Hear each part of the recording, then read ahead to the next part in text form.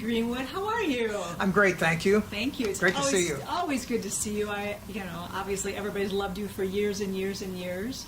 And you've got some new things that you're involved with the veterans, which I know is very, very close to your heart. It's called Keep the Promise, and it's something that's going to be going live on Veterans Day. Do you want to tell the fans and tell people about that a little bit? Yeah, I got a call some months ago about becoming the new ambassador for DAV, Disabled American Veterans.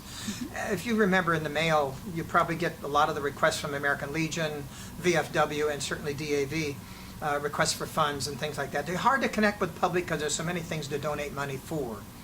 However, let's just talk for a second about the sacrifice the military makes and how important it is for us to take care of our veterans. DAV is an outstanding role in that process. So when they asked me if I'd be their ambassador to actually get this next step out for the DAV reaching the public, well, that campaign will break Veterans Day this year, 2016. It's called Keeping the Promise. And what we do is we keep the promise. The military's already said we will sign up and protect you with our life if necessary. Absolutely. We promised them we would take care of them in case there is a wound, either mentally or physically, that we have to take care of. So I'm all in for this. And on Veterans Day, 11/11, we'll make that announcement in New York for Keeping the Promise campaign for the DAV. That is so awesome. And can you kind of tell us a little bit about some of the things that they're going to be doing as they keep that promise? What are some of the things that they're going to do that might be different than some of the other things that are already out there? Well, of course, the larger campaign is to get people involved in many different ways, not just in donating resources, but also volunteer campaigns. I will be visiting hospitals across the United States to raise awareness for those people who will be admitted into hospitals or making visits to veterans hospitals, and how important the DAV is in that process. So that's part of what I'll be doing and what they'll be doing. And as we unveil that campaign, there'll be many more things I can't talk about at the moment because I don't know what they are. Sure. There's going to be a lot of them. Sure. And as you tour and as you're out and about doing things, because you're doing so many things, you've got books and you've got you've got new music coming out. Will you incorporate some of that into it as well as when you're out on the road? Well, our whole persona, of course, when I'm on the road is people expect to have a little patriotism plug in from me. Absolutely. I am all in for that. I love that. I also represent a couple of other organizations, one who built homes for wounded warriors called Helping a Hero in Houston, and that's an ongoing process. I work with the National Guard, of course, in the state of Tennessee and throughout the United States and USO tours. We do those things on an ongoing basis as well. And my current tour, of course, is I do public shows around America. There's a mention of the DAV and, of course, me joining that organization in a partnership as their ambassador, and I'll bring that to the forefront in all of my concerts. Okay. Talk a little bit about the book, because that kind of ties into it as well. I mean, you've got a children's book out there. How's the reaction been and all of that goes with that, writing that book for God Bless the USA? I think you're probably aware, as everybody is, about the recent flap of people maybe not respecting the national anthem when it's played. Let me just say, without sports events, people may not even hear the national anthem ever again. So thank goodness we have these wonderful national sports events pitting not just cities and teams against each other, but it also is the flyover for the, with the jets, the military presentation with the honor guard and the flag. So thank goodness we have these monster events that bring people together, like the old Coliseum and the Gladiators, but these on the gridiron, as they call it, in football games, and of course in basketball games and baseball games. They play the national anthem, they raise the colors, and then people respect for what they see. We thought it might be really good timing because books are an important way for kids to begin to learn. And when our children were very young, we started reading to them when they were like a year old or less than a year old. And you sit them on your lap in a rocking chair and you put the book in front of them, and then they learn about colors, geography, animals, all kinds of things. But I couldn't figure out, we didn't have a book that we could have read to our kids that had a patriotic lesson. So we said, why don't we just release a book with the lyrics of God Bless USA, and it's an illustrated book with pictorial, illustrated by Amanda Sekulow, that gives us a chance to show a little child what it means to be patriotic. What does the word mean, patriotic? So the book is called Proud to be an American, instead of God Bless the USA, but it does have the lyrics of my song at the very end in its entirety, but throughout the book showing lessons of growing up. And it's a little bit about me growing up, to tell you the truth, because I was raised on a farm in Sacramento, California. And it shows pictures of my grandparents and how I was a drum major for my high school band and playing drum and bugle. And there's a Medal of Honor recipient that's shown in sort of an illustrated manner, showing the highest award that you can get as a military person. So, yeah, Proud to Be an American book is available on all places you can find it, my website, of course, and Amazon. That's awesome. Well, let's kind of go back to the new music, because you've also got new music. You don't sit still. You are just on the go constantly. So share a little bit about what you can. What can people expect? And Well, what creativity.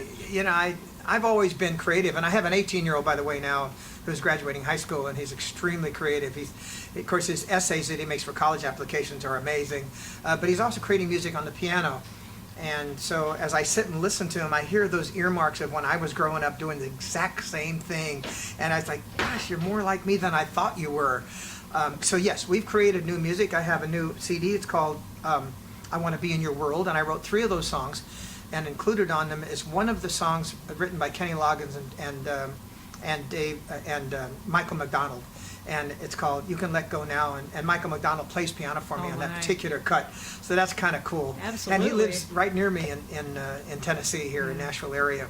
It's a great new project. 7 songs. It's also available on my website leegreenwood.com. Okay. Well, I want to circle back to God Bless the USA, because you wrote that 1983, if I'm not mistaken. That's correct, 1983. So that, you think back then, times were a little bit different than they are today. We didn't have all the social media. It seemed like the family unit was a little bit more secure at that time. Where was your thoughts when you wrote that song? And if you could have thought ahead to where we are today, would have you written it the same way, do you think? The first part of that is we were touring 300 days a year on MCA, and it was Barbara Mandrell and me and George Strait, the Oak Ridge Boys, Reva, and we were all pursuing our careers with a passion. So being on the road so much, it was more difficult, I guess, to get the pictures on the album than it was actually get in the studio doing the recordings, because the pictures are very important. I mean, it displayed your persona, your character, your visual imprint, and people became fans of that as much as they did your music. In and as much as I was in my bus so much, I wrote a lot of the songs that were on my first 15 or 16 albums in the bus while I was touring. Yeah. And USA was just one of those as I was going down the road. And it wasn't a moment that I said, oh, I need to do this. It's a song I wanted to write since I was a teenager and early years in Nevada when I was playing the casinos. And I said, well, maybe it's just time to do that. And so when I wrote the song and I took it to my producer, we kind of talked about whether or not it had any business being on an album where we were currently kind of like a crooner, singing all these wonderful love songs, hurting songs, and some stuff that exposed my roots in jazz and rhythm and blues. So it really didn't have a place, but I said, I really want to do this, at least get this recording on an album. The first album was called You Got a Good Love Comin', and we filmed that particular video in the London train station with Patrick Duffy as a guest in the video, and it was a really cool thing to do. Yeah. And it was going to be the summer song in 1985. And it was actually Universal that when they heard the whole album, they said, we think that we should release God Bless the USA. And I was like, really? And I was like, well, okay, because I wrote it, I'd like that to happen. Of course, yes. Because it wasn't our schedule. It wasn't our scheduled release. But once it got into the market and once we put it on stage, it became very obvious that we'd hit the nerve from an awful lot of people who felt that we weren't talking about patriotism enough. And it was a time of peace. We were at war, and it certainly didn't have all the security we have now because of the attack on America in 2001. And as you know, when we went to New York several times after the attack to raise the awareness of America that we need to rebuild our security system and take care of ourselves, our own nation, it became even more important. Absolutely.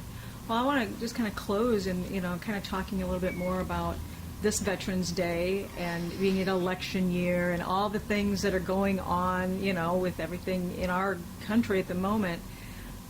Is there any one thing that made you really jump at this opportunity that you said, yes, I want to do this and do it now. This is the right time for me? No, it really wasn't. It wasn't something that I thought that it had to be done at this moment. it could have been a couple of years ago, or it could have been a year or so from now. I don't think we can ever take our focus off the military, because they're there all the time. I mean, Yep. there's always a war somewhere. There's always somebody dedicating their time. And as the military has shrunk down a little bit, we don't have enough resources actually. I'm a little concerned about the military budget not being large enough to protect our soldiers and their missions. So it just came to me in a point where I think I was ready for this.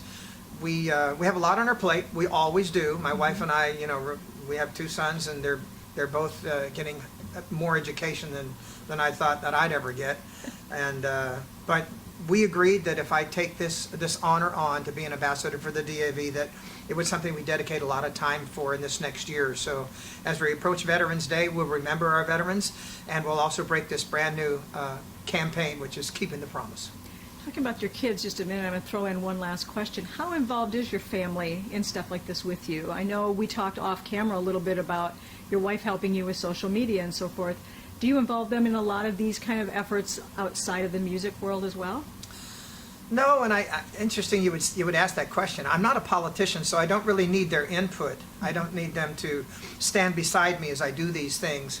They have their lives and they have their own goals. My older son's a biochem major at Washington University, and he's going to get a PhD in scientific research. So, and my younger boy is pursuing his career as a musical theater major, and my wife is a pageant director. And so we have individual needs. Mm-hmm. We talk about, and I share with them what I do, and they share with me what they do. So it is not necessary to draw them in and let them be an ally or an assistant to what I do. Mm-hmm. But we all applaud each other for the things that we're proud of. Absolutely, supports there. Well, Lee, it's always fun to see you, always great to listen to the new music. I know everybody's excited for that, and we're very proud that you're a part of this DAV project, and look forward to it going live on Veterans Day for this year. It won't be long. It's right around the corner. Yeah, awesome. Thank you, and happy Veterans Day. Thank you.